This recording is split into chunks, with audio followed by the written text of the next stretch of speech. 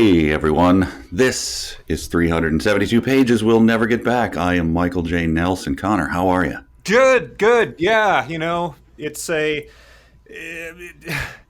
it's a whole new world reading this book, Mike. Yeah, we're reading through a book. I thought of a quote this morning. I think it's attributed to Richard Feynman, the head of the Manhattan Project. After the first nuclear test, he apparently buried his head in his hands and said, "My God, what have we done?"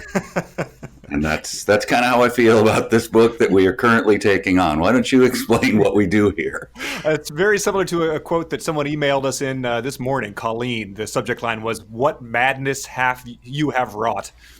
Yeah, very, yeah. But yeah, we are 372 pages. You'll never get back. I'm Connor Listoka. I'm talking to Mike Nelson, my co-host and friend and co-worker at Rift Tracks, and we're reading books that we don't expect to like. We've covered the works of Ernest Cline, the man behind Ready Player One and Armada. We have covered The Eye of Argon, a fantasy novella by Jim Tice, and we just finished reading Tech War by the dynamic duo of William Shatner and Ron Goulart. And we are now reading a book by Dwight David Thrash, CPA, FCPA, CGMA, called The Forensic Certified Public Accountant and the Cremated 64 Squares Financial Statements. Which I've been abbreviating as 64 Squares. Like, I don't know if you've been referring to it otherwise. Yeah, I titled the episode as we were getting ready to do this, and that's what I call it. We call it 64 Squares. Right, yeah. You can just go down to squares at some point in time with real thrash heads.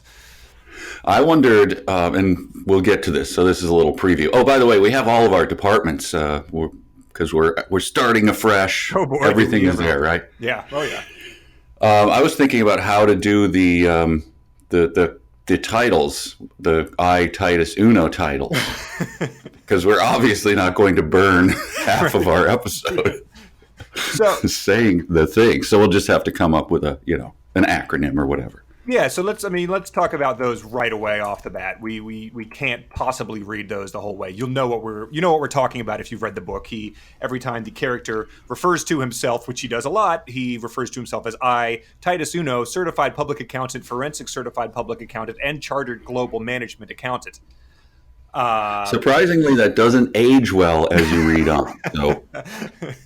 So that's kind of the first notable thing about the book. It is the first notable thing, and I think that's a lot of people are focusing on that. But in my mind, that's sort of like the basic hook. You know what I mean? Like that stands out. That's an important thing right off the bat. But that's not what I like about this book so far. No.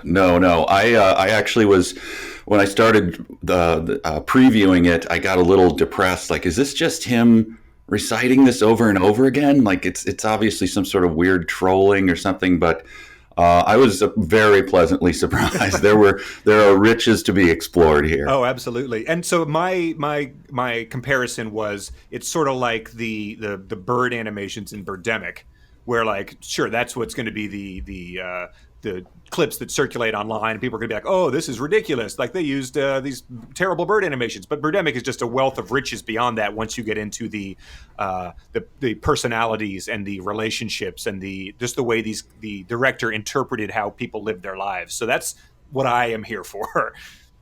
Right, and we had some discussion about the mind behind this, and I mean, the first discussion we talked about this in the preview to the book was, is this a troll? Yeah, it is not. Right. It is not a troll. We have it up, 99%. I suppose it could be a deeper troll than any human has ever done. Sure. Seems highly unlikely. And my other concern is this guy? Is there something wrong with him?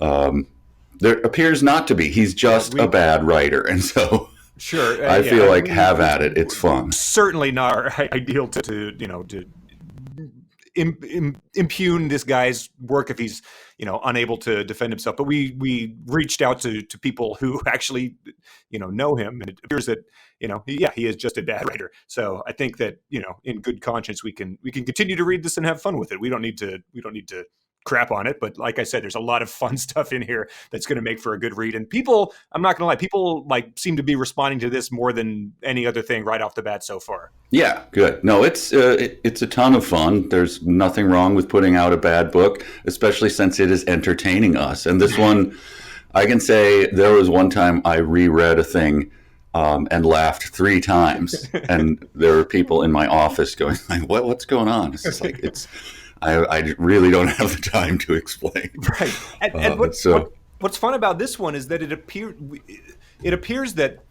this is the first time it's really being discovered. Like it was emailed to us by a guy named Ryan, who wrote a detailed explanation about how he sort of was just browsing Kindle Unlimited, and his wife works in finance, and so he saw this and was like, oh, maybe this will be something she'll enjoy. And she's like, and then he was like, oh my God, and he casually mentioned it on Twitter, and then I sort of filed it away, and then last week we put it out there, and he's like, you took the suggestion, my God. So like a lot of times we'll do a movie or something, and there'll be like the smallest subset of people who are in way too deep on like bad movies, and they'll be like, oh really, you're digging up like Roller Gator, like that old chestnut, like they're so far beyond the realm, they're so jaded about this type of thing that there's nothing you can find that will be new or exciting to them. And this is finally one of those things that I don't think anyone has really ever experienced. That's it's pretty good to be in on the ground floor. I do want to talk to that guy who got it for his wife and thought she would enjoy it even after seeing the cover. I'm right. Here, honey. Right. Yeah. You like low-res clip art and fonts that don't really leap off the page or are readable in any sense. But like, so let's before we move on to the content. A couple people wrote in. This was really great because I only have the paperback of the book, but people wrote in with some legit control effing. We got emails from Emily and Andrew who ran the numbers on the phrase Titus Uno, certified public accountant, forensic certified public accountant, and chartered global management accountant. So they both came to the same number. They show up 108 times. In the book. That seems low, but I mean, it is a pretty slim volume. The book has 107 pages. So the calculations that Andrew did were 250 words a page. Book has around 227,000. So the book, that 14-word phrase accounts for 1,500 of those words, approximately 5.7% of the book.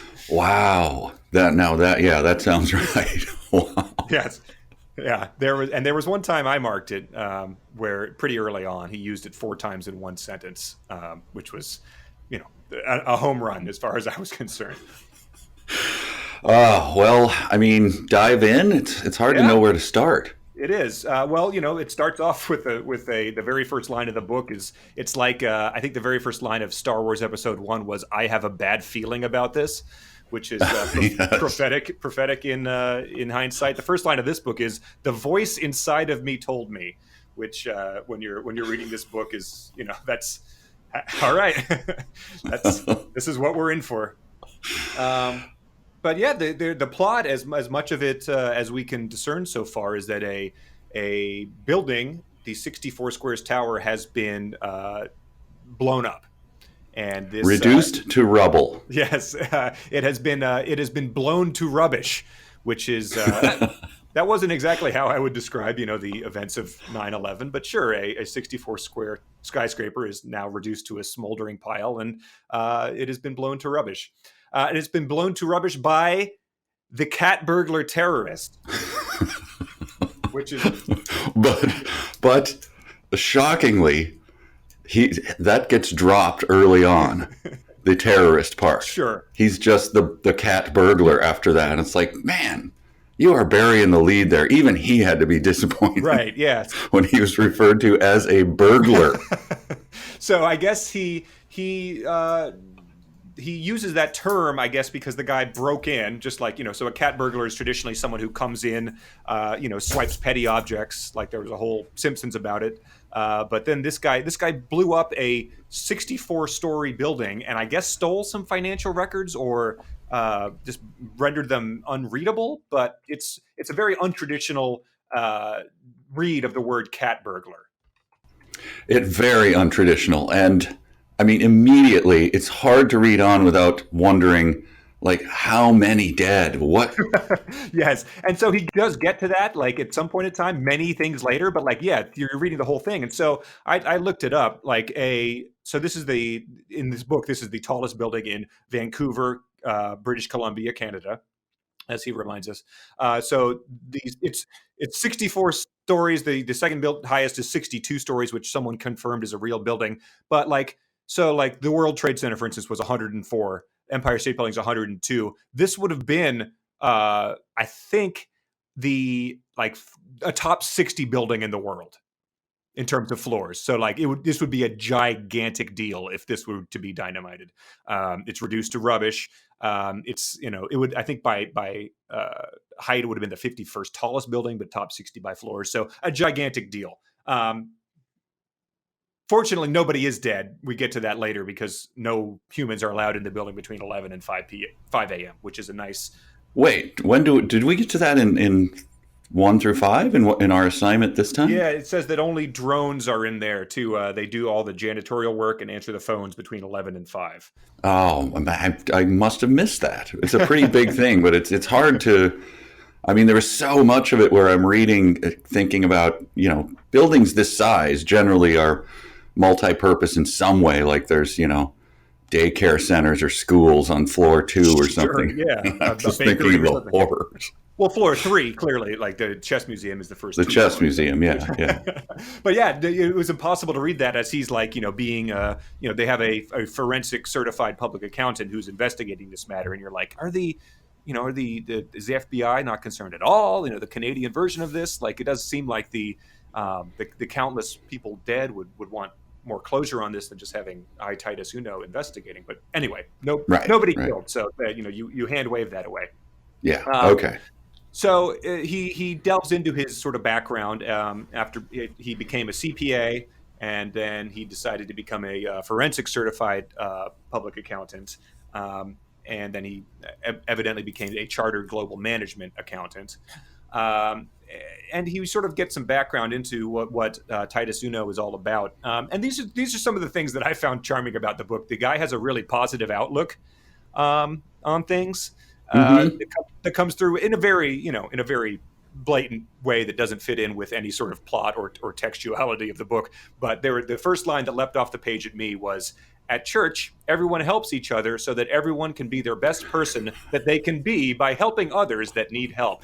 And so I wrote down, and someone else had this exact same thought because they wrote into me or to Patreon, I forget which one, that reminded them of Bob Crane's famous line in the Riff Track short Patriotism. Yeah, I got to that line and I marked it down. I'm like, I am 100% certain that this is the Bob Crane reference you told me, you warned me to look out for. I had not a shadow of a doubt. Right, good.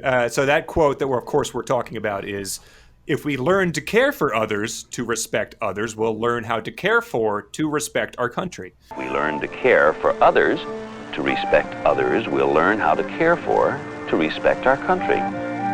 What the? Diagram that sentence? It's very, very close. Yeah, but that's the sort of thing that we like. We latch onto and we think is very funny. And I'm sure that I've put in references to that in other shorts. You don't know if anyone has ever latched onto that in the same way. So the fact that someone out there did remember that and had that association is very encouraging.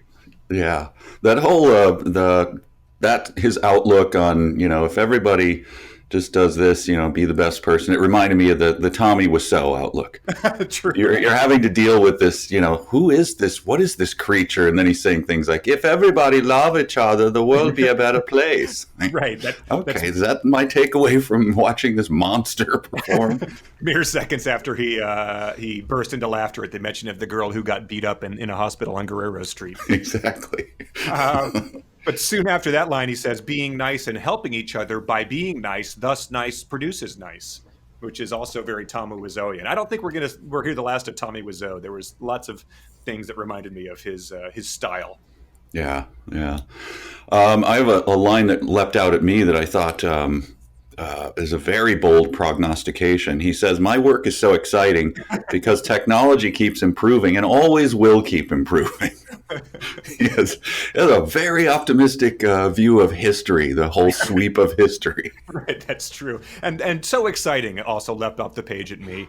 Yes. Because the proof is got to be in the pudding there. And over the next 6 chapters, I'm not sure if I saw a lot of it, but I guess he is investigating like the biggest act of terrorism of the decade. So I mean, Yeah, the other that is cases, exciting. Yeah. we did hear a little bit about the other cases he's done in his history with his team, and I'm not Oh, sure I can't wait! Can't wait to get to those. they're not really on the same page as the biggest act of terrorism in Canadian history. But so he goes on to describe that he has a 4-member team, including myself, which is another tick that he sort of repeats.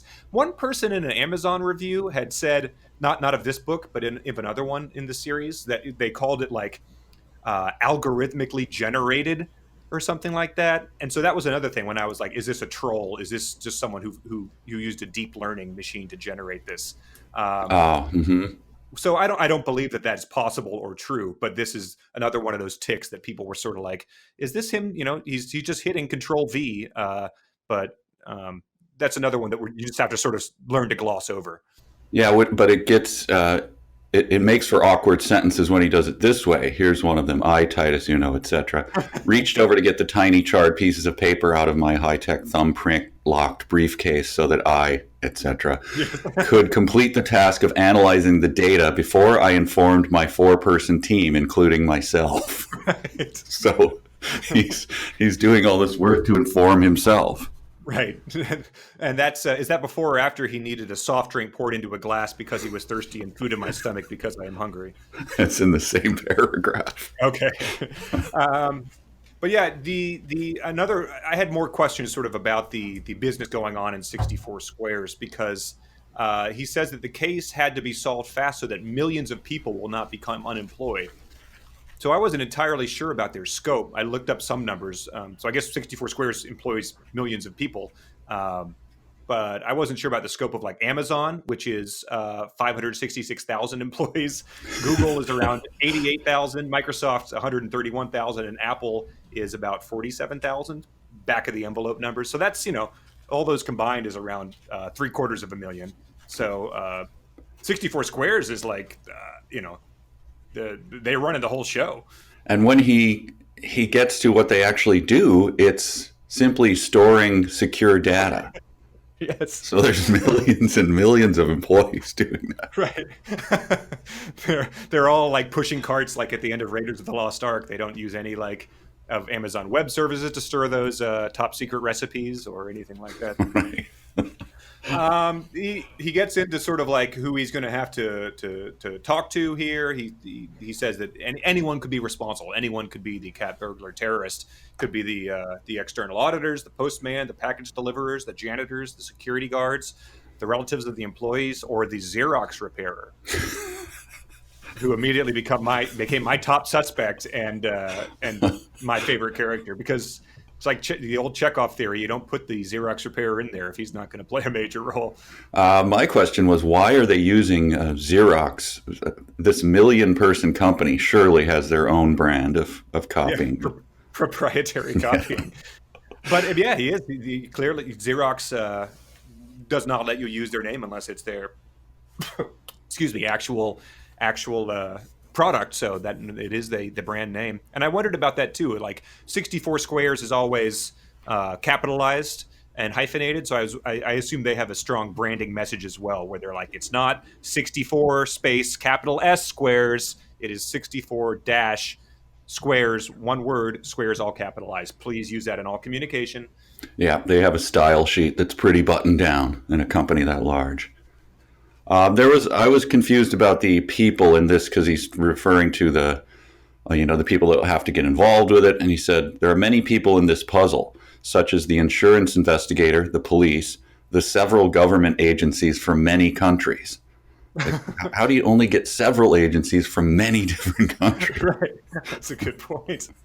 I was hoping this has now come up probably 3 times in 2 weeks for us, but I assume he also got the state police and cyber police involved. Because I backtraced it, and I know who's emailing and who's doing it, and you've been reported to the cyber police and the state police. He got that girl's dad to get in touch with them for him. I'm so glad your love of that guy has been rekindled. It's good to see. It's good to see you enjoying it again. R.I.P. to that guy. We learned last week that he did pass away. The first settle down moment of the book for me. This is a new thing I tried to introduce in the last chapter of Tech Wars. Settle down. He says the financial statements will have to be resurrected like a phoenix. Yeah. Yes. Which I issue a firm finger point and settle down at our author. But it is fun to see those moments when they do arise, because there's so little things like metaphors out there in the book that it was nice to see that. He goes into some pretty heavy stuff about the definition of balance sheet, income statements, and cash flow statements. Oh yeah, it is quite detailed. Right, and so that was the sort of thing where I was like, well, this is the author is all of these certifications, and my eyes, I read them 3 times, and that is not areas that I traffic in, not things I understand, and it was like, well, more power to you if you can parse all of this. Yeah, but after he does that, we get, I think it's like 3 or 4 paragraphs, which for him, I mean, he jumps around a lot. That's a lot. He kind of drilled down on it in a way he hadn't about other stuff, and then to wrap it all up, he says, this financial statement is fun because the final cash amount is the cash amount on the closing date of the financial accounting period. You're right. That is fun. You did bring it home. My eyes were rolling back in my head, and now you've got my attention. I did sort of kick back and crack a smile, blew one of those New Year's Eve, like, whoo, whistles. Like, it was just fun. Yes. There's some, again, there's, the book is riddled with typos and ungrammatical stuff that we don't want to focus on. You had a good analogy about why you don't want to focus on that. Yeah. We don't want to just be Twitter people. Like when you, right. Anyone who's ever put a joke out there on Twitter with a typo in it, you just like, you face palm, like I'm doomed. Right. Yeah. People correcting your versus your type of thing. But there are some times when it does sort of change the flow of the sentence, makes it into something that seems a bit more like profound. And I was reminded of the Horse eBooks account on this one. Once a company's image is damaged, it is very for the company to recover. Yes, I noticed that too. And I said there was not many metaphors, but this was another good one in the first chapter. It was like a row of dominoes or a stack of card houses, and a row of dominoes seems a lot more stable than a stack of card houses, or even just a single card house. Like it's quite a feat to build a stack of card houses. I don't know if that's something that people actually do. Yeah, those are different kind of analogies there. Dominoes falling. Generally, one thinks of one thing leads to another, not, wow, those are unstable. But yeah, he goes back to, at the end of the chapter, he and his team are going to work with all the people involved in this case, as mentioned above, the CFO, the Xerox repairer yet again. So keep your eye on that guy. And then he he moves along into how he's going to put his team together, unless you got something else. No, I don't. And boy, oh boy. To give people who might not be reading along a sense of what it is, do you mind if I read one sentence that's Please. Fairly long? This is the beginning of chapter 2 here. He says, if there is a really important or a key piece of information, I, Titus Uno, Certified Public Accountant, Forensic Certified Public Accountant, Chartered Global Management Accountant, I won't read the rest of them, we'll call a special meeting, meaning that Drew Sampson, Dina Hope, Veronica Jackson, and I, etc., will have a group conference call to go ahead and communicate with each other and discussing what we feel that we should do based on this new information. So that's just the kind of sentences you have to navigate to dig into the book, but it is worth it. As we said, it's worth it. Yes, we're all, a conference call is not something that necessarily needs a lot of explanation to the common person. The idea that a group of business associates would get together on a conference call, nor is that to discuss things and then do something based on the thing they discussed. So that's what a conference call is. Okay. Well, the first thing, so this is chapter 2, titled Drew Sampson, Dina Hope, Veronica Jackson, and myself, my 4 forensic certified public accountant team members. And he starts off, the first thing that caught my mind was after everything we just discussed in the first chapter, the multiple introductions of himself, detailed descriptions of balance sheets and stuff. He says, it is important to stay true to the course and to try not to waste time tracking down useless information that will not be useful in tracking down the cat burglar terrorist. To which I sort of raised my glass in a toast to the irony of that one. Yes, I had that exact one. And then that ends with, and ultimately have the cat burglar terrorist get a guilty verdict and therefore be sentenced to prison for the crime. He doesn't want you to lose the thread there. That's what happens once you're convicted. But he talks about the team that he puts together, and so we get sort of like the classic putting together a crew montage. The first member of his team is Drew Sampson, who is a private investigator who has worked in that department for many years. So he's got lots of contacts, he has lots of skills, and he said at some point it says when Drew Sampson heard that Titus Uno was putting together a team, he immediately sent me his impressive resume. So I just had this great image of like Drew Sampson, this accomplished private eye, just like getting wind of the fact that Titus Uno was putting this team together and sort of scrambling into action. Like he's walking by the water cooler and people are like, you hear that Titus Uno was putting together a team to investigate the 64 Squares explosion, and he just like darts back to his desk because he has to get on the ground floor of this one. Yes. Well, Drew Sampson, first of all, we'll get to it in a second. The description of Drew Sampson's family is one of my favorite things that I've ever read. But he makes some sort of mysterious career change where he decides to work on a big case, and he said these huge case would put criminals that committed worse crimes behind bars for several years. And so he's talking about he's chasing down just criminals, but then he does something so that he puts it's like a huge case, and it's people with worse crimes, and they're going to jail for several years. So it seems like I don't track that. Like, if you're arresting a guy who broke into a liquor store or something, he might get a couple of years if he waved a gun around or whatever. Sure. So I'm not sure what the change was where he went to a bigger case and then they're worse crimes, but the punishment is less. So I didn't track that, but right. And I sort of I think I misstated earlier. He wasn't Titus Uno, CPA, etc., did not recruit people just for this cat burglar terrorist case. He recruited this team, and they've been working together for years. And so when he says that Drew Sampson wanted to be part of a team that would work on bigger cases for several years, one of the cases we hear about very soon in the book is a poker player who was counting cards. Yes. So I'm not sure if that necessarily tracks. I mean, maybe it was at, the World Series of Poker. Maybe it was part of a larger scheme. But Drew Sampson had to be like, hey, Titus, you told me we were going to be really out there making a difference on some big cases. And we for half an hour, we gave a guy a lie detector test who was, just taking a casino for $10,000. This isn't what I'd quit my job for, man. Yeah, I was kind of thinking, Tom Cruise, peeling off the masks kind of stuff and, Nope. going under deep cover. Fly that drone into the guy's yard to catch him mowing the lawn. But yeah, so Drew, his family is you said was one of your favorite parts. Yeah, would you read that? I mean, it's very short. Do you have it right there? I have one sentence of it isolated, which was okay. I'll read it. Okay. Drew Sampson has a beautiful wife, Jill Sampson, and 2 children, Simon Sampson, a boy, who is 10, and Delilah Sampson, a girl, who is 8. Drew Sampson works hard to support his family while having the flexibility to see his children in the activities. It is great that Drew Sampson has this job and a family.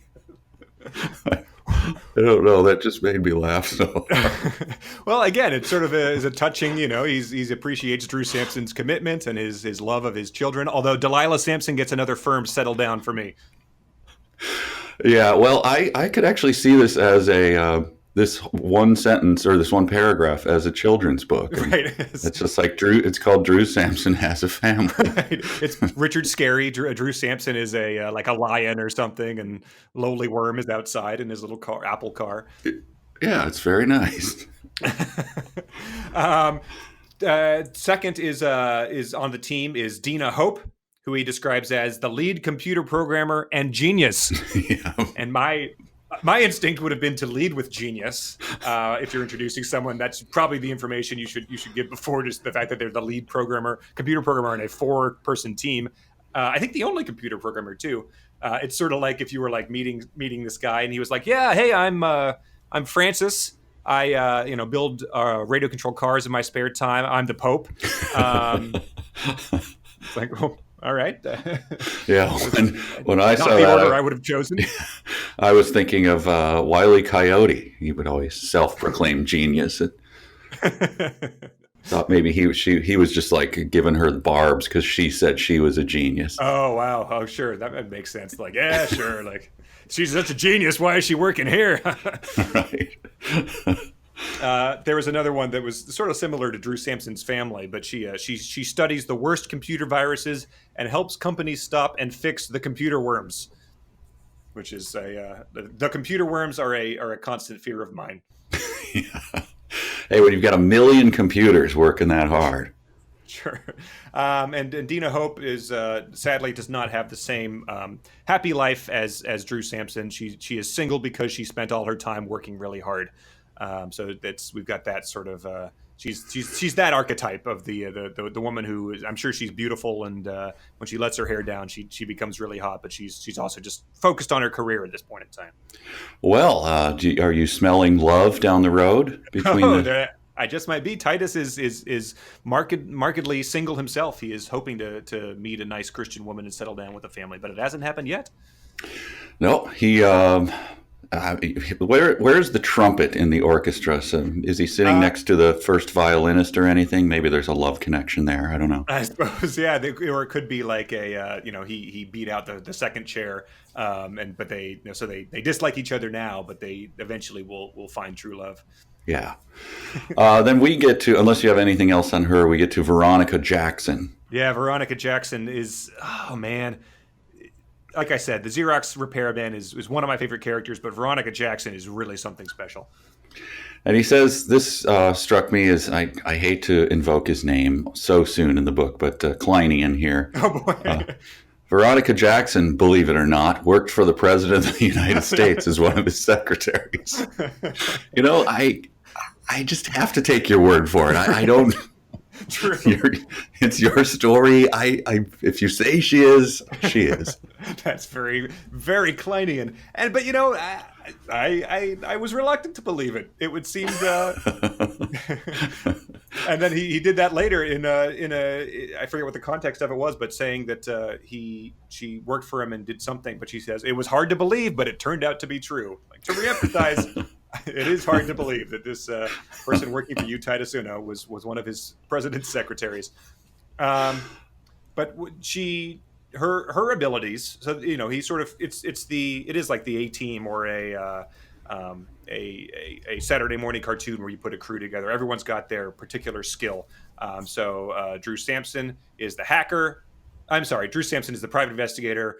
Dina Hope is the hacker, and Veronica Jackson sets up appointments. But she's darn good at it. She did it for the President of the United States. She's very good at it. But I mean, he says there is nothing more embarrassing than being late to meet to interview a suspected quilt criminal. And that was something that I wish I had time to explore more what that might possibly be. I assume that's a typo or autocorrect because I don't know what a quilt criminal is, but I had absolutely no idea what to make of that. Well, in light of the description of some of the investigations they've done in the past, I think just take it at face value. It's true. Yes. Someone who stole someone's fabric or something. Right. But yeah, she sets up the meeting and makes sure that we get to the meet on time. And, I'm not sure that that's someone who's on the same level as a genius computer hacker or accomplished private eye. But hey, she gets her work done, and I guess just sort of sits around for the rest of the day waiting for him to ask her to set us up a meeting. But there's no I in team, Connor. Literally, because it's a typo, and there is no I. No. He then says, "When I say that Veronica Jackson can get thing accomplished, it really is true." And once again, we're left to take his word at that statement. He tells a story just to reemphasize in case he said many times that it's true, but in case you were doubting, there was this one time that we needed to get an invitation to an invitation-only event in Washington, D.C. Veronica Jackson pulled it off and got the whole FCPA team the invitation. It is nice to have friends in high places. So just some color to in case you were still doubting it, there's a real life anecdote. And it really does fill it in. He's really world building now. True. And she's got a happy family too. She is married to a husband of many years and has a daughter, Rose Jackson, that has a job at one of the Big Four accounting firms in the United States of America. And this was the first time that I was gobsmacked. He mentions the Big Four accounting firms and does not list what they are. Oh, yeah, I didn't. That is shocking to me. Maybe there's a copyright issue there. But yeah, I think Rose Jackson is also a CPA and always wanted to be, and Veronica Jackson is in the middle of studying for her CPA exams. So which, do you have I have a sentence about that. I don't know. Yeah, go ahead. Veronica Jackson has been training for the CPA examination for years, and especially while she was in college getting an education. Especially that's when she was getting an education to be a certified public accountant, she was really doing it then. Yeah, if you looked at my timeline, the peak of exam studying for would have probably been while I was in college getting my education. It really dropped off after that point, actually. There was a time when I was studying for like the LSATs, but that was also soon after college, and it was a brief window. Yeah, I became an actuarian, and once I did, I don't know why, but I stopped studying for actuary tests. But yeah, so that's the team. That's the team he's got set up, and they seem competent. They seem to work well together, and I have no doubt they're going to be able to stop this cat burglar terrorist. But they've fortunately got a lot of gear to help them. Chapter 3. Oh, this is the. I don't know. This is like Bond going to Q, right? Yep, that's exactly what I thought. You gotta look at the gear, and so he explained kind of what a forensic certified public accountant was. It seemed to be like you are called to testify in court. Yeah, I guess so. Yeah, I thought it was sort of putting together, for crimes and things, like putting together the accounting for that. But it seems to be more multifaceted. So I didn't fully understand it. It seems like there is an outright element of spying in this. That he, he's not just going into a crime scene and being like, okay, move over, like I'll take a look at the records and prepare statements for court. He's got a whole array of gear, and they're doing stakeouts and stings and it's way more exciting than you would give your average CPA credit for. Yeah, there's drones. He mentions, he starts with the gear. He says, my team uses the most high technology available, such as cameras to take pictures. Yes. Which I was glad for the clarification, because if they were taking cameras and like using a balloon launcher to knock down criminals, I would say that was a waste of cameras. Yeah. Yes. Yeah, he says this quote was, "This high technology is exciting to use because spying on people is fun," which someone has already superimposed over a picture of Ralph Wiggum. I was thinking the NSA needs a new motto. I don't know. Right, that might endear them to people a bit better. But yeah, so throughout this whole section, I was very unclear on whether they were operating within the parameters of the law. There's not mentions of warrants or anything like that. They talk about tracking people. They talk about going into their houses when they know they're not home. So I assume that they're obeying the letter of the law, but it's never really gone into. But we get some good descriptions of this gear they have and how they use it. A picture is worth 1,000 words, and then he says that statement is so true.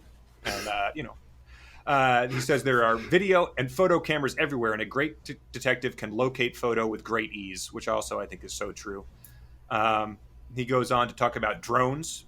Yeah. drones to take. He says drones to take video.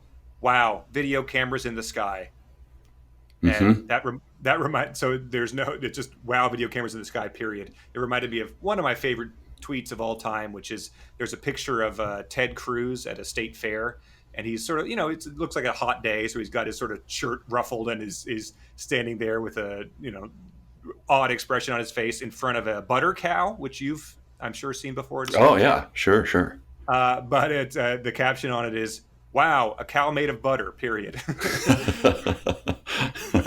So that was almost identical construction. He goes on to say, my girls would love it, etc. But that was the first thing that popped into my mind. Well, he enthuses about these drones for several minutes, and then we get a clue as to what they have been doing in the past, the team. Yeah. And my team was hired to see if the employee was really hurt or if the employee was faking their injuries. So he's Dwight from The Office with drones. I mean, so that's what they have like investigators for that, right? I mean. Well, sure. I don't know what, at some point in time, the insurance company must be taking over that investigation. So I guess the insurance company hired this. Contracts them? Yeah. But the timeline is you're unsure of the timeline here, especially I think in the next chapter, I was deeply confused about where we are. But I assume this is before. It just seems odd that he's tracking a guy who's faking that he can't go to work, so he's drawing unemployment or disability or whatever, and they fly a drone over him and catch him mowing the lawn. It just seems again like pretty low rent for what he's set up here. Sure, yeah, it must have been just you take whatever job in the beginning to sort of establish your brand. You probably ask that insurance company like, hey, like I know this is sort of gauche, but like will you leave a review on Yelp for our CPA agency? Just we need to sort of build that up because no one wants to go to someone without any reviews. But the idea of I got a drone for Christmas, and the fact you can fly it over and catch a guy committing insurance fraud by mowing his lawn is, hey, that could be a little side hustle. I wonder if that was that's how the recommendation after the 64 floor building was blown to rubbish. If they're like. There's plenty of people we could hire. Hey, these guys, they caught that guy who was faking his leg injury. But that's not all that they use, and that's not all the cases that they have cracked. No. This was one of my favorite. Someone else wrote in about this turn of phrase, and I said, credit where it's due. This was something that I legitimately liked. I'd never heard before, and it was sort of genius. He says they have GPS chips, which you can sort of plant on a guy, track him. Obviously, we know what a GPS does. You can then know also when he's not at home, go into his house to investigate. But he says, once the chip is on the subject, the suspect is a moving duck. Which is like a sitting duck, but who is on the move. Which, like, I don't know. I thought that was kind of brilliant. That's not a common term, but you knew exactly what he meant. So, well, I think this might be the next sentence. This is one of my favorite sentences in any of the books we've done. He says, "This comes in handy because if the subject is in a particular location, then that means they cannot be in another location. That the detective can search for items that may help solve the case." And once again, Dina Hope, genius. Parse the logic of that. She's like, it checks out. I just always appreciate those clarifications. He then goes on. I think this was the I think he talks about like binoculars and sort of thermal imaging and the football cones that you have on the sideline of a football game that you use to like listen to pick up like the sounds of the hits and stuff like that. Which it's a very odd description of that. Do you have that phrase handy? I just remembered he says like the ones they have those used at football games. Yeah, he says something about it's the phrasing of the earpiece and something. It was very clumsy, and because he refers to it multiple times. I'll dig it up there if you got something else. Sure, and it was obviously that's where he's seen him, but that's the only place I've ever seen those giant things used is on the sideline of a football game. So he got the point across. But they used those in a case that I could have used a whole book about. That's my exact line on that. This should be the book. The case of the missing mascot. Yes. Although it's a runner-up with that helicopter guy who was flying people on the company time. I wanted that one to be a book too. I mean, there are 9 other books in the series, so maybe they do go into that. But so please God, say the mascot is one of the books. Because the mascot is. So I mean that's sort of like the plot of like, I'm sure like 80s college movies is kidnapping the mascot, like Homer Simpson kidnapped the mascot when he went back to college. It says a missing mascot is bad luck for the college and might cause the university to lose the game. Lost games equal lost revenue, and lost revenue, period. So he says, I thought that was an interesting component of that. Like it might be bad luck and they might lose the football game. Mm-hmm. Also, there's a man inside that mascot right. who has been kidnapped. Like they used night vision binoculars to find him in the fraternity house of one of the opposing football teams. Yeah. Like he's been abducted and is being held against his will. But the bad luck might not be his primary concern during that scenario. Like his family is, they're writing tearful letters. They're, appearing in front of the camera. They're getting those, page letters cut out of a magazine letters, and they send him a mascot toe. But bad luck. Yeah. Oh, it's so delightful. The fact that he breezes over it is so good. I found the what he calls these things, and here's an odd sentence. He calls them ear hearing piece.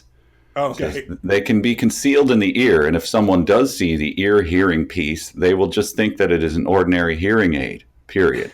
Next sentence. What did you say? That's the. I don't know what that means. I think he's trying to like put himself in the place of someone who's like, "Hey, what's that in your ear?" And then he's acting out the "What did you say?" like Pee Wee Herman and showing them the hearing aid or something. But I don't know.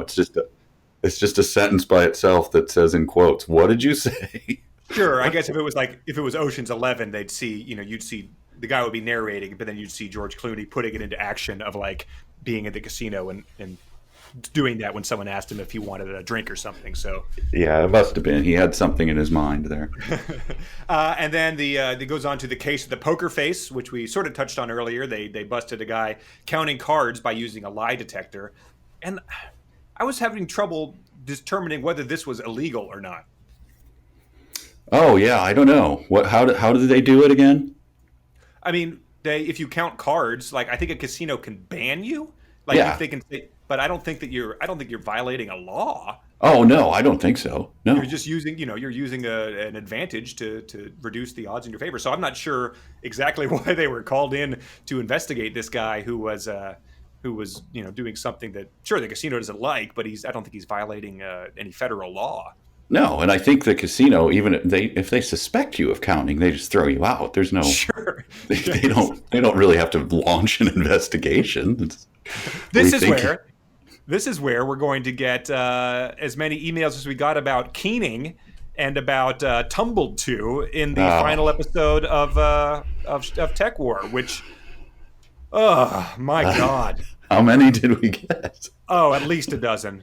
Everyone hates to be the one to tell us this, but it's actually an extremely common phrase that we are drooling morons for not having ever encountered in our lives. Maybe that claim, I don't know. Well, no, both of them seem suspect. I'm calling bullshit on both of them. Hey, that's why we talked about it in the first place. But it has been it has been a nonstop parade of better read people than us who have let us know about those phrases. Yeah. Okay. All right. One person was like, one person was speculating about whether we were millennials or not. To that would explain our knowledge of not that. And I don't know if they were. I don't know. It's a hey, if everyone tells you you're wrong, you're probably wrong. But I will defiantly not use those words until the day I die. your everyone is probably not an accurate phrase. Sure. A couple of cranks. That's who. So if Carney Cards is illegal, do not tell us. We don't care. On that note, I think we should go into the emails that we do like to receive, which are the fanfics people write in. Let's hear some. Wait! I have one more line from this before fanfic. Okay. Because it made me laugh really hard. It was a weird. He goes into a character or something here. I, Titus Uno, etc., am privileged to tell you about a new secret gadget. So I hope that you will promise that you will not tell anybody else about this top secret gadget. Good. You will not tell anyone else about what I am going to divulge to you. Yeah. So he has a little conversation with us, and apparently I agreed. Yeah, it's like a EULA that you sign just by continuing to read. You will not tell your friends or your enemies. Yeah, and yet now we're on the air doing it, so we've broken the code. Right. Well, it is a device that is pretty impressive. It is contact lenses that can zoom in on a dime that is 100 yards away, and you can read the writing on the face of the dime. Right. And I was just like, in my mind, it's like, well, these are restricted only to reading dimes. So it says, "In God We Trust," and Liberty in 2017. So glad we cleared that up. But they also sounded, he's like, people won't know if you're using them. They're operated by a remote control. And it was just like, how could these not be just an insta migraine to anyone who puts them on, where all of a sudden your vision is 100 yards away, like reading the dime? Like you're falling into so many manholes. Yes, the person who's watching you would clearly be able to tell if you're just like all of a sudden, like your arms are out, you're trying to determine what's next to you. Like, all right, let's read some mail. So we have some fanfics. These are, I don't know, I think this is going to be a big challenge for you. Probably because this is, the distinct writing sticks out so much. There's no subtlety needed here. So right, exactly, yeah. But we'll see if people, they didn't have much time to pick up on it. They didn't have time to focus on what we were gonna latch on to. But we've got 5 submissions. We received more than that. If I don't read yours this time, send it in next time again, because we just don't have enough time to do them all. So we have 5 passages. They could be from later in the book, or they could be fanfic, and there could be real, all could be fanfic. Either way, you got to guess which one they are. So here's the first one. All right. I sat down in the witness chair, or in my case, it is a lay witness chair. The prosecutor, Sharp Hatchet, approaches the lay witness stand where I am sitting. Sharp thanks me for being a lay witness, then asked me, "Mr. Titus Uno, CPA, FCPA, CGMA, will you please tell the court how the financial statements of 64 Squares has changed statements of 64 Squares are now after the 64 Squares skyscraper building was blown up by the accused?" I took a deep breath and started to give my testimony. The financial statements have materially changed because of the 64 Squares skyscraper building was blown up. First, the balance sheet has been changed by the 64 Squares skyscraper building being blown up by the accused. The assets and owners' equity are materially overstated by $3 billion because the $3 billion 64 Squares skyscraper building is currently has a value of $0. Okay. Right. That's number one. Number 2. In order to more effectively track down the cat burglar terrorist, my forensic certified public accountant team will cover every avenue. Dina Hope, computer programmer and genius, has in possession the charred husks of the 64 Squares security drone robots. This job is well within the genius of Dina Hope, computer programmer and genius. But in very important investigations, there is critical need for footage. Help will come also from Hawkeye Drone Manufacturing and Surveillance Incorporated. They will send Melody Toon, head of technical engineering support for Hawkeye Drone Manufacturing and Surveillance Incorporated, to our offices. Melody Toon. Like, yeah, Tune. Okay. All right. Number 3. Sue Christmas is a certified public accountant and has been for 23 years. Sue Christmas also works with Tina Bell. Sue Christmas has always dreamed of becoming a certified public accountant, and she made that dream happen through hard work and tenacity. Sue Christmas is a human calculator. All she has to do is look at a list of numbers or has the number read aloud to her, and she can give you the total of those numbers. That is cool, because now most colleges and tests do not let the test taker to use a calculator during a test. That is so realistic. I am glad that I can use a calculator to solve math or accounting problems. Okay. All right. Number 4. I, Titus Uno, certified public accountant, forensic certified public accountant, and chartered global management accountant, and my team, Drew Sampson, private investigator, Dina Hope, computer programmer, and Veronica Jackson, the scheduler and organizer of the team, wanted to interview the 64 Squares housekeepers and janitors to see if they saw or heard anything at 64 Squares on the day of the 64 Squares explosion. William Jeffries, I think that was one sentence. William Jeffries, the head janitor, is our first person to speak with. William Jeffries has cleaned the 64 Squares every day for 23 years. He has a nice wife named Linda Jeffries and 3 sons, Paul, who is 10, David, who is 8, and Jacob, who is 3. Okay. And then the final one, number 5. Veronica Jackson enjoyed her time as item collector so much that she collected many things in her house during her free time. She had dolls from when she was a child, as well as dolls which she had bought after she was an adult. Veronica also had a large collection of cookbooks, and including ones from her favorite cooks and chefs. However, if you will keep a secret, she didn't cook very well. Her husband, Matthew Jackson, also collected many things in their house, including sports programs, some games he had been to, posters of some movies, which were among his favorites, and action figures from his favorite science fiction movies and comics. Is that it? That's it. So we've got 1 is the balance sheet Sharp Hatchet. 2 is Melody Toon from Hawkeye Drone Manufacturing and Surveillance. 3 is Sue Christmas, who has always dreamed of becoming a certified public accountant. 4, they interview William Jeffries, the janitor with a nice family. And 5 is Veronica Jackson has always enjoyed collecting things like dolls and has her husband. Okay. First off the bat, I have no idea.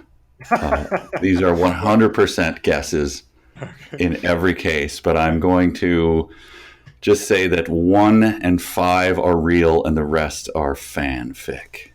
Okay, 1 was real. 1 was real. The nice. About that $3 billion.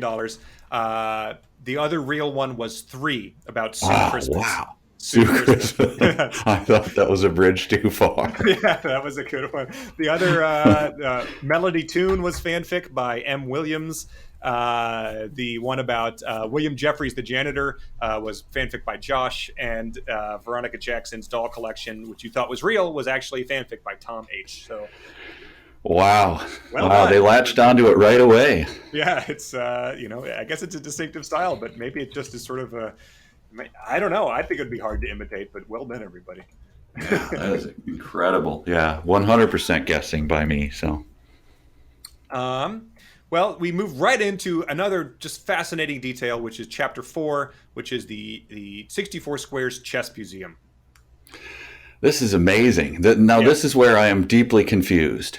This is the 64 Squares skyscraper, and now we're just getting descriptions of it, right? Yes. So we're back in time. Yes. Yes. He hasn't. Okay. No. Usually some clue is given because he's talking about it in the present tense. And so it's not like when I think back on the 64 Squares skyscraper building.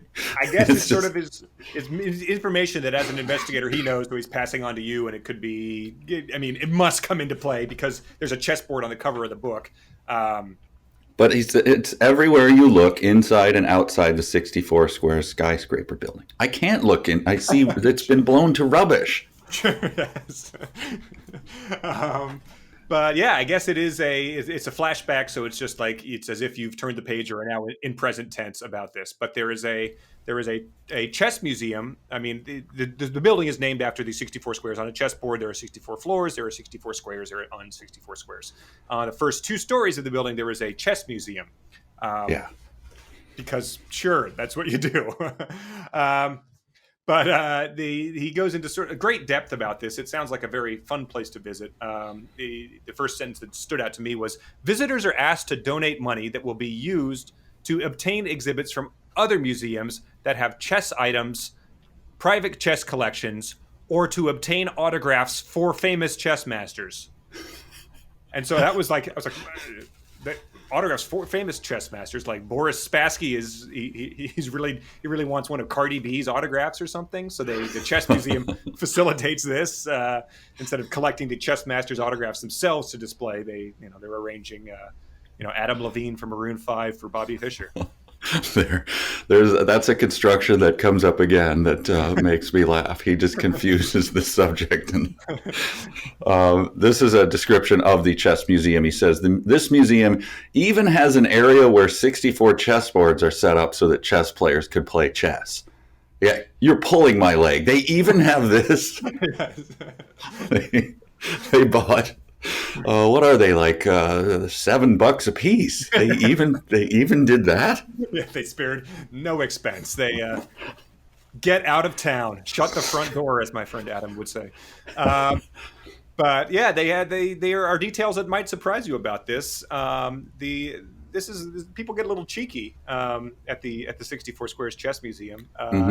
Some people have fun and sneak in checkers to play. Who might do this? It's especially couples that have children, because this is a family-friendly museum. Does the Does the director? How does he feel about this? This is a chess. That was my first question, because a chess museum, checkers. That's like wearing Buffalo Bills gear to a Patriots game. But no, the director of the 64 Squares Chess Museum just smiles. It's So is the director strolling around looking for it, or was the director called in and then made that decision? Oh yeah, like the security guard. Sir, madam, this is happening a lot. Families are sneaking these things in. Do you want to? I'll check it out myself. Right. Yeah. Or like the security guard is harassing the family, giving him a hard time, being like, "Get that out of here!" And she walks up and hand on his shoulder. It's okay. I'll handle this one. Right. He's new. We just hired him. He used to work at a prison, so he's a little hardcore. I just imagine the teenager being like, "Come on, load up the checkers." Where it's like, we clearly own a checkers board. Like, we don't just have the checkers. Why are we taking them to a weird museum to do this? But this is interesting. I said that we were the first people to discover this book. Not us, but this podcast as a whole. Ryan tipped us off, but that's not necessarily true, because there was a sort of like dramatization of this that got recorded. No, really? Yeah. No, like so. Ryan wrote in and said I was the first person to discover this. It seemed a little fishy that this one guy could be and he's a listener of our podcast. It all adds up too easily. So I looked it up, and he was pulling our leg. There is an elaborate 64 Squares thrash reenacting community. And they of course. Yeah. They do speculative fiction about this. They record these audio plays, and I assume they're going to get wind of this, because they're in deep on this. So they sort of constructed an alternate reality for like things that happen that weren't depicted in this book, sort of like what people would do for filling in the backstory of like it's like the Silmarillion of this. Right. Of this universe. So this is an excerpt of an alternate history. Where the cat burglar terrorist it provided a little bit of his motivation, and we haven't got to really what his deal is, but I think this is good to keep in mind going forward. This is sort of an alternate viewpoint of that. Oh, and did you get permission to use it from the board that this was made? Are we going to be able to play it? I'm going to edit this part out, because no, I didn't. Like, what you're putting on a spot here? Jeez, yeah, no, these guys are like, brother. Oh man, let's talk about this ahead of time next time, so that we. Yeah, sorry, I shouldn't do this on the air. Yeah, right. Sorry about that. Okay, yeah. All right, let's roll the clip. Okay, we are nearing the 64 Square skyscraper. Operation Cat Burglar is a go. Are you ready to make the jump? Parachute, check. Goggles, check. Pocket full of checkers, check. All right, let's do this. Wait, pocket full of checkers? Yeah, I'm calling an audible. It's the annual International Chess Tournament. I'm going to sneak in checkers to play. I don't see how that helps us gain access to any top secret recipes from global restaurants. Not trying to. Just want to have a little fun. Have a little fun? It's a family-friendly museum. Okay, well, renting this helicopter for the day costs $30,000, and Yeah, I figure when I'm done, I can shoot the basketball, maybe dunk the person. Okay, I don't think you've thought this through. Couples with children do it all the time. The director of the 64 Squares Chess Museum doesn't care. She's just smiling. How can you tell that? Oh, are you wearing my contact lenses? Yeah, they work great. There's a dime on the ground next to her. Says Liberty. Okay, you are now my enemy, and thus I retroactively shouldn't have told you about those top secret contact lenses. Okay, I'm getting ready to jump. I need full concentration. 1, 2. Peanuts, popcorn, Cracker Jack here. Wow, right into the propeller blades. Guess those vendors affected his concentration more than your average championship chess player. Well, looks like I got the whole afternoon freed up. I think I'll fly to Seattle. Ooh, there's that hot new restaurant. I'll see if Veronica Jackson can set me up with a reservation.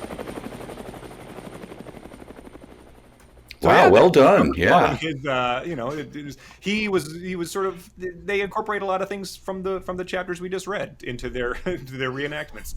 Yeah, they've made similar observations to what we have. It's fascinating. I hope that the cat burglar who fell into the helicopter is resting in peace, maybe having a beer with the state police and cyber police dad. You have that the construction about the autographs for the chess players. Here's the construction I was talking about. There are corporate booths set up like at a carnival, such as ring toss, shooting the basketball, pie eating contest, a dunk the person, and of course, grilled food is available to be sold. Of course. And so, I guess you walk up and you say, "Can I have some of that food? I'm going to sell it to the people here. Could you grill that up? I'll take it, and then I, as a customer here, will sell it to someone else." I was just reminded of the Santa meeting the ice cream bunny for the first time. The ice cream bunny, of course. And then the ice cream bunny gives Santa food for him to sell back to him. But yeah, this was another great moment. The sellers go around yelling peanuts, popcorn, Cracker Jack. The chess players have to tune that out. I do not know how they tune that out, but it does not seem to bother them.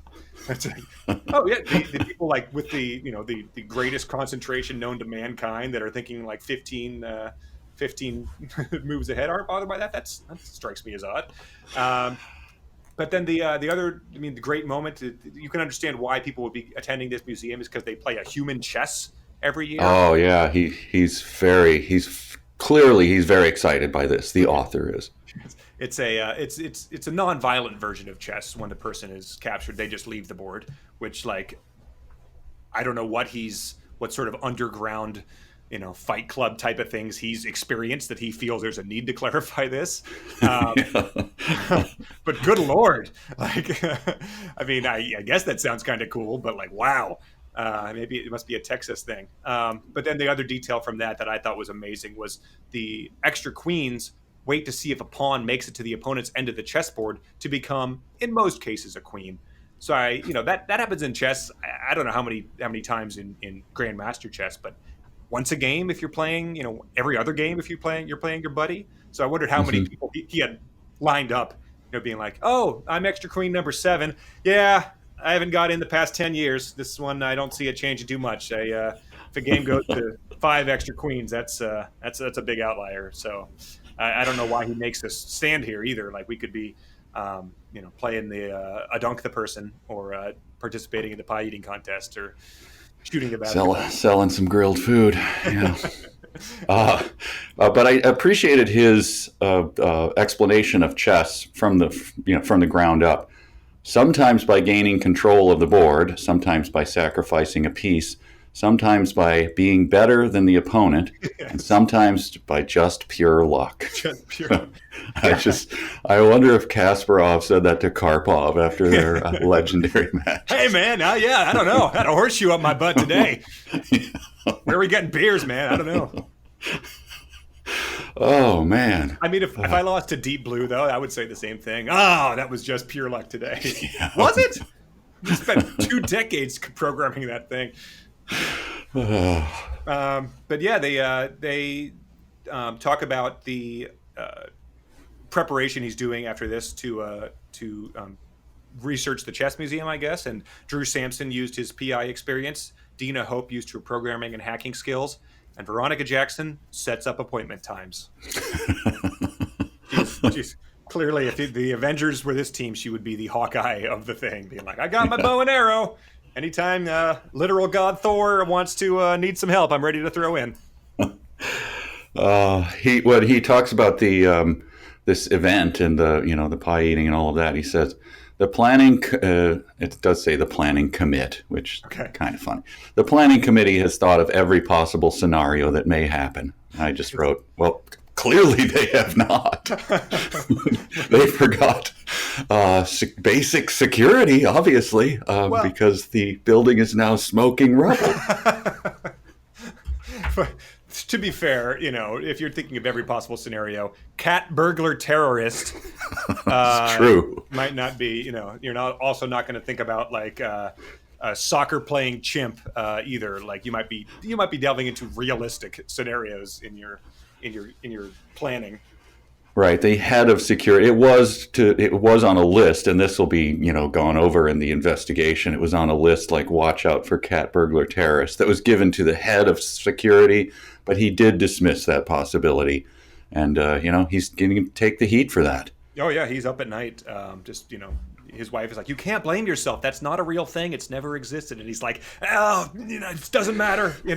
I should have covered every possible scenario. Millions are out of jobs because of me, potentially, unless Titus Uno can solve this case." Not sure where they're coming from. We had, all of 8,000 people in that building, but millions. Well, if that's done for you, it ends the chapter by saying he has to be prepared to be a lay witness for the prosecutor Sharp Hatchet, which I can't wait till we meet him. I can't wait till we find out his backstory. Yeah, this is where he really starts going sub George Lucas on the names. Sharp Hatchet. Right. Yep. I mean, we haven't really even focused on Titus Uno, but that's great too. That's up there with Dirk. What is Dirk Pitt, or is that a real name? Or yeah, that's who's that? That's Matthew McConaughey. Clive Cussler. Yeah, I think that's Jack Reacher. You got it's up there in the pantheon. I think it is. Yeah. Also in the pantheon, the main character of chapter 5, which is Quick Swift. Yeah. So I believe it's set up. I didn't entirely understand his role after reading this a couple times, but he seems to be adversarial. He's going to be like the insurance adjuster who is looking to probably deny the claim of 64 squares.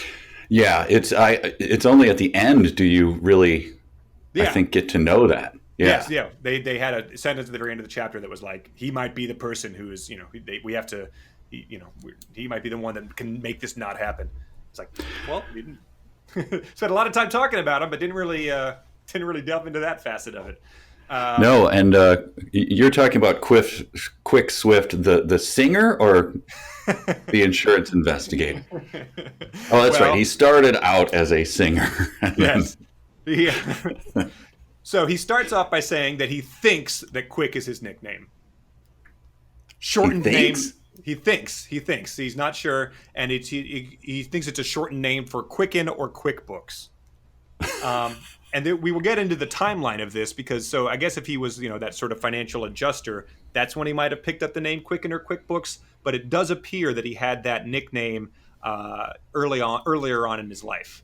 We will get to why. But this is not a thing you should have any doubt about, right? If you meet a guy named Abigail Duckfart, you're not like, I think that was her name. you are 100% certain the person said that. Or if you meet a guy whose nickname is like Rooster, you're going to be like, hey, like, so is that a nickname within minute 5 of like, how'd you get that nickname type of thing? But he's very familiar. He's intimately familiar with the details of Quick Swift's life. Without knowing whether this is a nickname or what it is short for. But so he seems like an auto mission. It is, I guess. I mean, they probably just, if they are this adversarial relationship, they probably just meet in the courthouse, like in the bathroom, and they're like, pleasantries, but I guess he does get into how he met his wife, but he never has had time. They're at the urinal next to each other, and he's never had a good moment to be like, so is that short for Quicken or QuickBooks? It could be short for Quick Man from Mega Man 2. I never had a time to pin him down. But so he says that Quick Swift went to college after graduating from high school, so he's following that unconventional path to. He spent his years in college singing in plays or singing in singing concerts because he was that was his dream, was to become a singer. And he moved to Nashville, Music City, where we've spent a lot of time to make that dream happen. But there's a familiar sounding problem in Nashville. I don't know if this jumped out to you. No, what is it? The only problem is that the supply of singers is greater than the demand for singers. I somehow missed that line. This is the reason that the guy from Harlem left Harlem, is that there were too many detectives. Too many, yeah. There was a supply and demand problem, so that's why he moved to Miami. So Quick Swift, I believe he stayed in Nashville. It doesn't make any claims otherwise, but he after 2 years decided to stop pounding the pavement to find singing jobs and started pounding the pavement to sell insurance. Mm-hmm. So again, he's gotten these details, but not whether his real name is Quick or not. And then we come to my favorite moment of the entire first 6 chapters. One that I exclaimed. Almost, I was on a plane and almost exclaimed out loud, spilled my drink, and just wrote "what" with 18 question marks afterwards. Okay. And that is the sentence. Quick Swift married his wife Sue Swift the same day that he met her. Yeah. Which is, this is incredible. I assume, far be it from me to say that that's never happened in the history of humankind, because of course it has. But that is bizarre. That is truly bizarre. They met in a diner. They were sitting apart from each other, and he asked her if he joined her. And after 2 hours of talking, of course she said, "Yes, I will marry you, Quick Swift." So I don't, of course.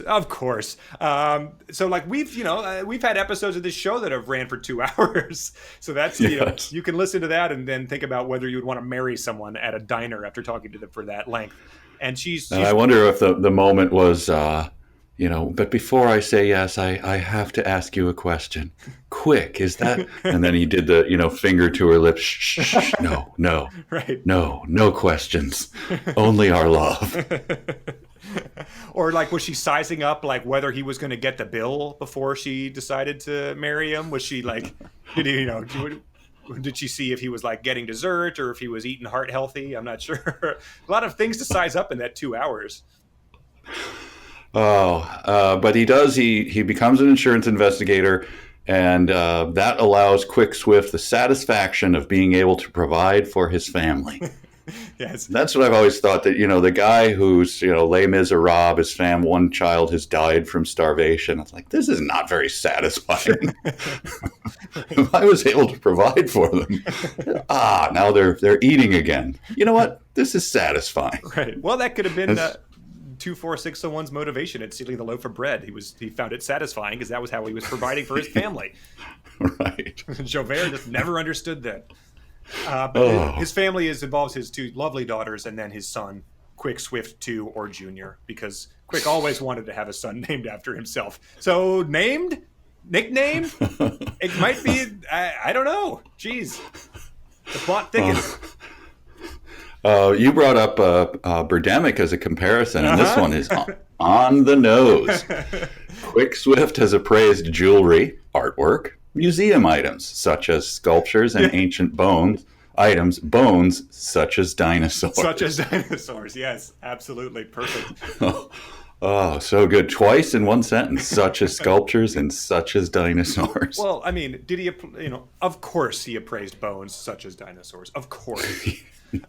We're hitting all the bases. This is like 3 of our favorite movies combined into one. Yeah. Then he's talking about the dinosaur bones, but then he says, "Sorry, now back to the case." It's like, no, that's fine. You're telling the story. Like I'm here to listen. You don't have to apologize to me. Right. Just don't make me make any promises that I don't necessarily agree to, and I'll be fine. I haven't told anyone about that camera. Okay. And then he gets more into the what they're going to have to do to provide information to 64 Squares. It appears that they're hacking into 64 Squares, who, in my estimation, has hired them.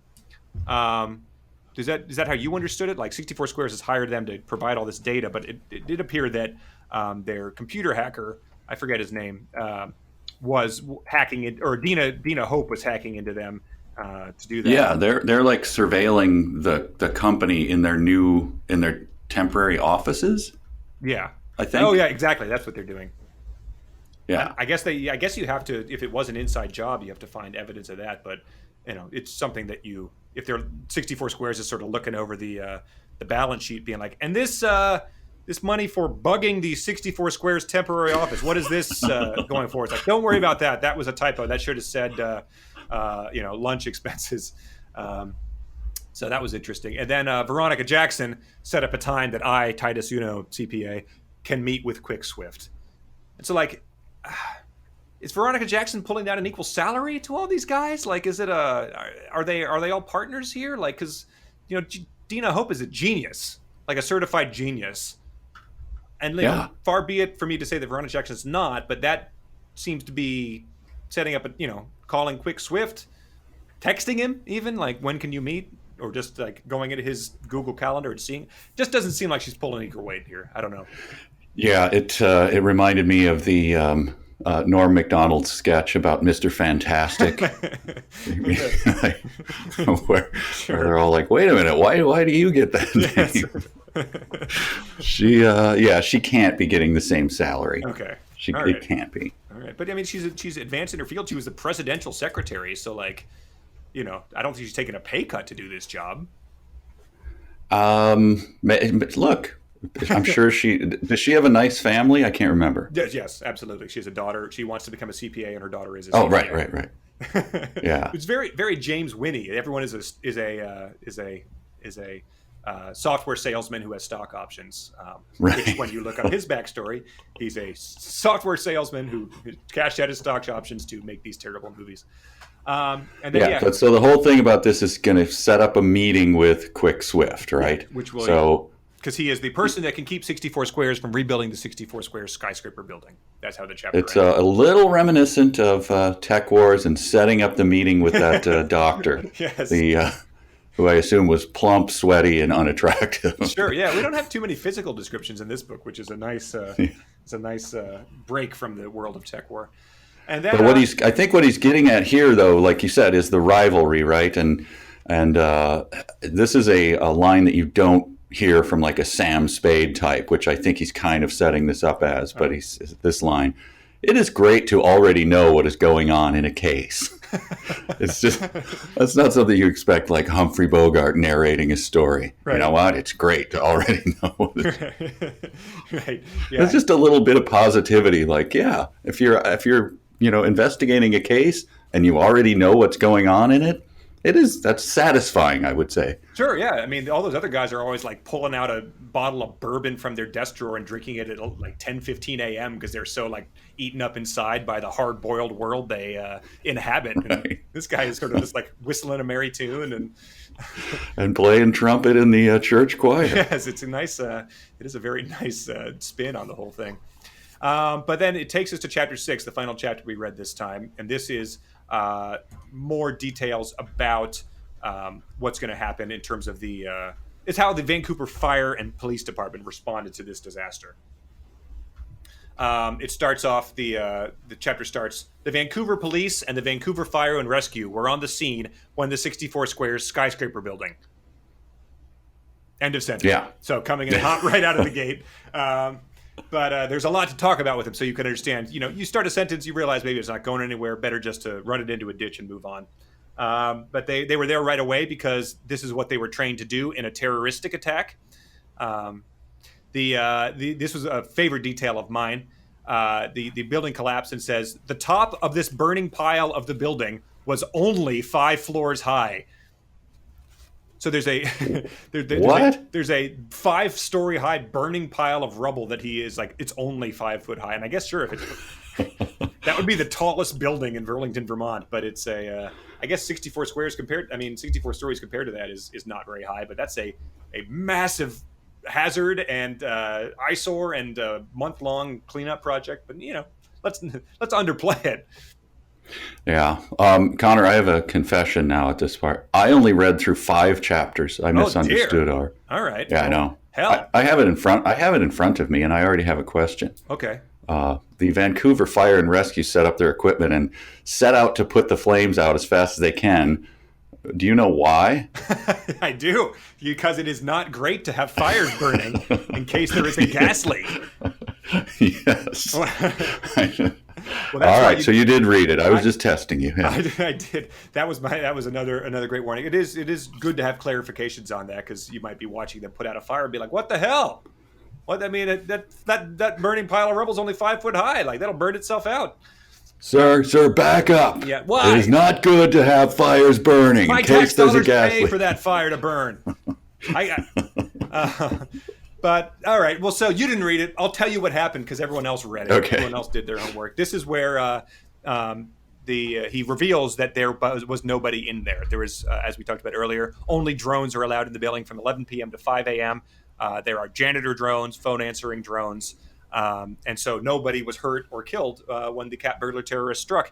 And he says it is awesome that even though this terrible terrorist attack, no one was in the skyscraper. And that is truly awesome in the Ninja Turtle sense of the word. When he found that out, he did like the grab your fist and pull your arm down, like, awesome. Yeah, or a Bill and Ted air guitar solo. Yeah. We go on to meet the chief constable of the Vancouver PD, Paul Jones. He sets a record. Who does he answer to? Does it say? There's a whole list of people that he answers. Sure. But he goes on to start 5 sentences in a row with the Chief Constable Paul Jones, which is a new record. He says his backstory when he is then only Paul Jones, which threw me for a loop because I only knew him as Chief Constable Paul Jones. But then he's married to Helen Jones. They spend, I mean, this is another just sort of touching family thing. They spend as much time together as they can. All of the police officers love their daughters, Dolly and Molly Jones, and talk to them every chance they get. So I was just imagining, the scene where they pull back the cover and reveal the victim, and the rookie cop starts puking, and then he sees Dolly and Molly Jones, and he's like, "Oh my God, I got to seize this chance. Go over and ask him, how first grade is going. I don't get chances like this very often." They've been married for 17 years. I'm Dolly and Molly, 12 and 14, maybe. Probably, yeah. Yeah. But maybe around the age where you're feeling a little awkward when you go to your dad's office and meet the coworkers. It's not like you're 6 and you're like, "No, I get to get a soda from the cafeteria." They're going through that awkward phase, but the police officers still love talking to them every chance they get. And when I was a kid, my dad was a fireman, and I would go to the firehouse. I did not get that treatment. I got hit on. I got hit on the head with guys who wore big rings, and they go "What are you busting up today? Get out of here!" They did not want to talk to me every chance they had. We're trying to save lives. This 5-story pile of rubble is not out yet, and there is potentially a gas leak, so it's not great to have this fire burning. Yeah. But he has another line that was, that was, I don't know, it's simplistic, but it's touching. It is so great when people are friendly to each other. So it's a theme that runs through the story. It is, I don't know, Tommy Wiseau, but whatever. But yeah, so it was obvious that we get a detail about how this plan was perpetrated. The cat burglar, as we heard of the recording, parachuted out of a plane or helicopter and landed on the roof. He knows that this happened because he knows that this indicates that the cat burglar terrorist is not afraid of highs. So that's he was doing the do, that's for sure. A good box to check off. So he gets back into what his cohorts do. Drew Sampson spent several years working in a police department, so he know what he can ask for and when he should just go ask someone else. So I thought that was great instincts he's honed over these many years. He's like, "Hey, anything about the cat burglar terrorist? Oh, never mind. I see that you're in a meeting. I'll just go ask someone else." That's the great instincts he possesses. And then, hey, I wasn't sure if she was going to be able to do it, but Veronica Jackson sets up appointment times to meet with Vancouver PD and Fire and Rescue.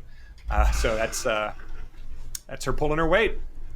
Man, that is such a great detail. It's amazing. She does it every time. She pulls it off. I wonder if like the rest of her day, it's like the first job I ever had where it's, you just go and read blogs the rest of the day, or like she's playing online poker, or just like, she gets right to it. She solves that problem. Or maybe she's doing the classic, like, act like she's really busy.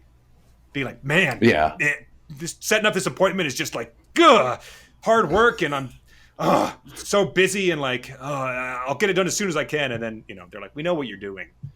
Is Quick Swift ever in? Does he ever answer his phone? Exactly.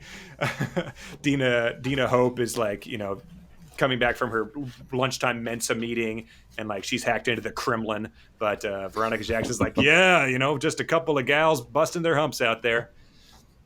But she's on the phone with her daughter most of the time. The people are used to her suddenly pretending she's talking to someone else. Right. Yes, I'll get that for you right away, of course. Mom, what? I was telling you that I'm studying hard for my CPA exam because I'm in college. Not now. But it ends on a cliffhanger. It says that I, Titus Uno, CPA, FCPA, and CGMA, know that my team will have me prepared to be a lay witness. I don't know exactly what a lay witness is, but Drew, Sampson, Dina Hope, and I guess Veronica Jackson will set up a time that he can go and be the lay witness. And we heard a little bit of his lay witnessing. Yeah, I guess that was real. He's talking about $3 billion, and he's interviewing with Sharp Hatchet, so we have that to look forward to. Oh, man, this is good stuff. It is good stuff. It's very entertaining, and it's completely unlike anything we've ever read before. But it has those analogies in the some of our favorite works. So I can't wait to see where it goes. I mean, there are 9 more of these too. Like, so. Let's not get ahead of ourselves here. But like I'm saying, there's got to be some sort of resolution to this. Like, there's got to be a he has to track this cat burglar terrorist, because the other ones are about like Halloween pumpkins and Christmas gnomes going missing. So we've got to get some closure here. So I'm looking forward to that happening, because it's not a very long book. It'd be fun. We should skip ahead to the make sure we have the final one, and just see if the prose itself has changed. Right. Has he learned, or is he just, or did he just feverishly write them all at the same time? Right, like he got the Jack Kerouac, like he woke up the next day and had one continuous roll of paper. Yeah. Well, yeah. I mean, maybe in the 9th one, like it's like Veronica Jackson's like daughter is now making the appointments, because Veronica Jackson was gunned down by like the cat burglar terrorist, and there could be that sort of you look just like her type of thing. It's so hard. Like, I walk in and you're setting up appointments, and I think it's your mom. I hope that what it is that he's turned completely cynical. And I used to believe that being nice to people was right, and now he's just covered in tats and gunning down. Right. Face tats, and he's got a son that he never speaks to. It didn't work out well. Right. He's just he hates other people's kids. Rides a Harley with a sawed-off shotgun and a holster along the front of it. That would be great if it was. We read that last book and it was like Christopher Nolan time, where we're like, how did he get here? We need to know. I don't want to read the next 7 books, but I need to know. He's got like a chimp sidekick or something.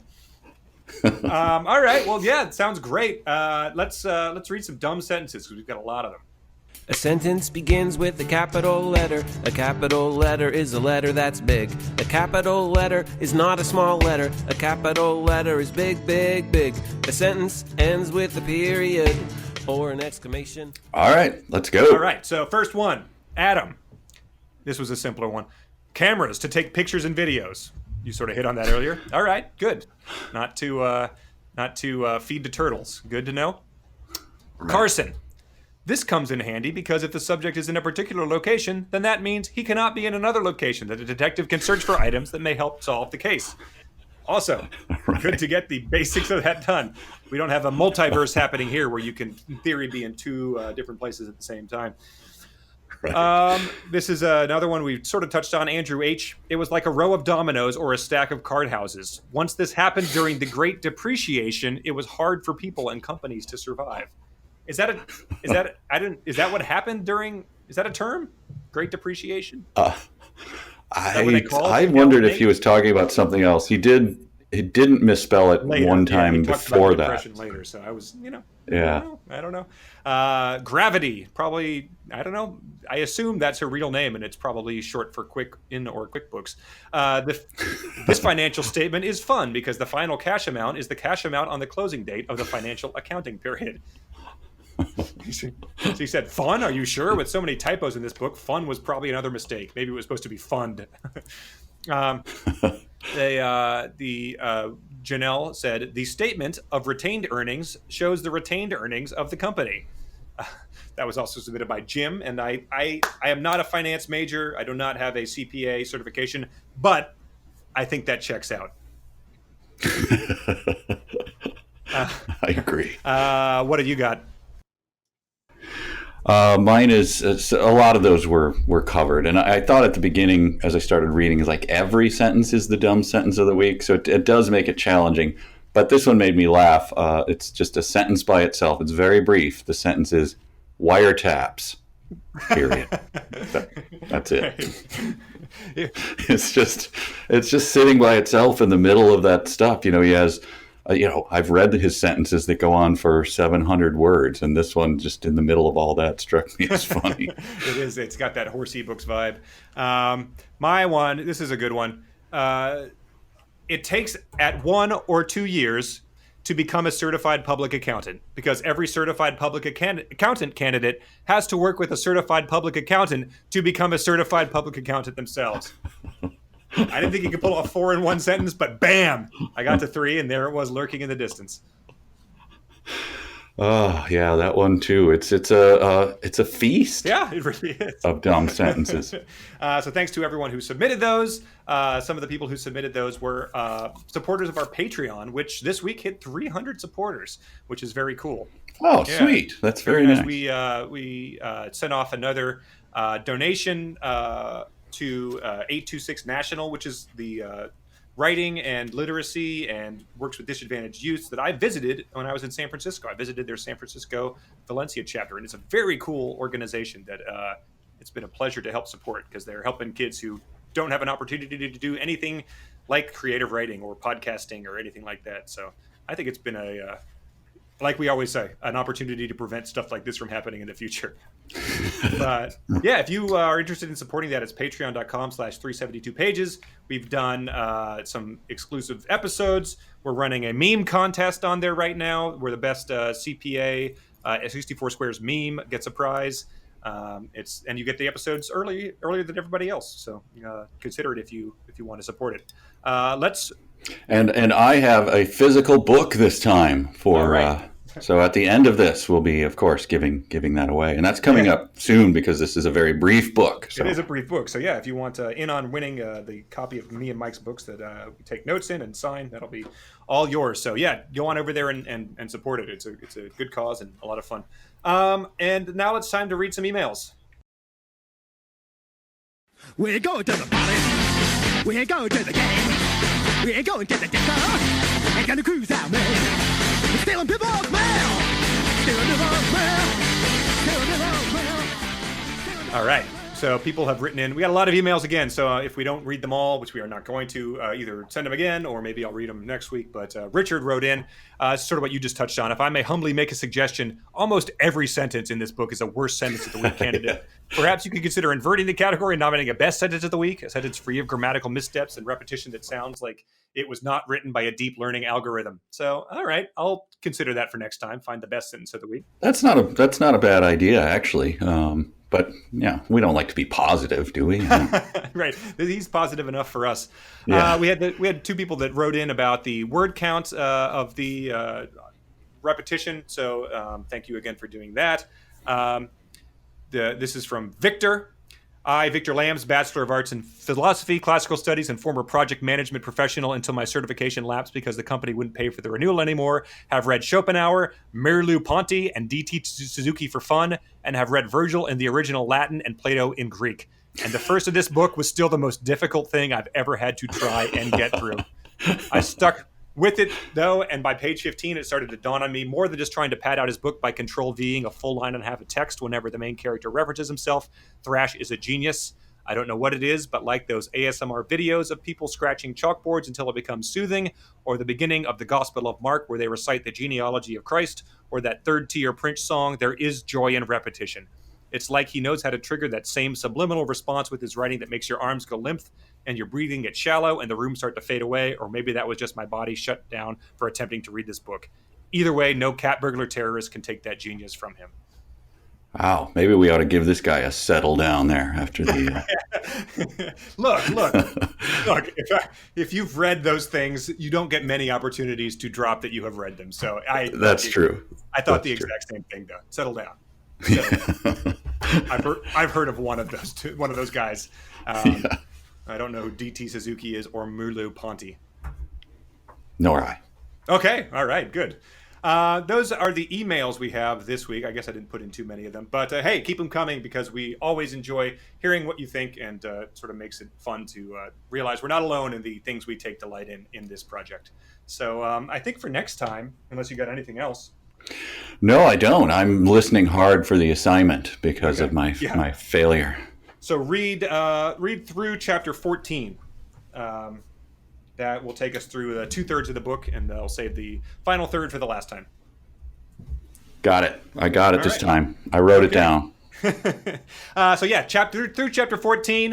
Come check us out on patreon.com/372pages, and for 372 pages we'll never get back. I am Connor Listoka. And I am Michael J. Nelson.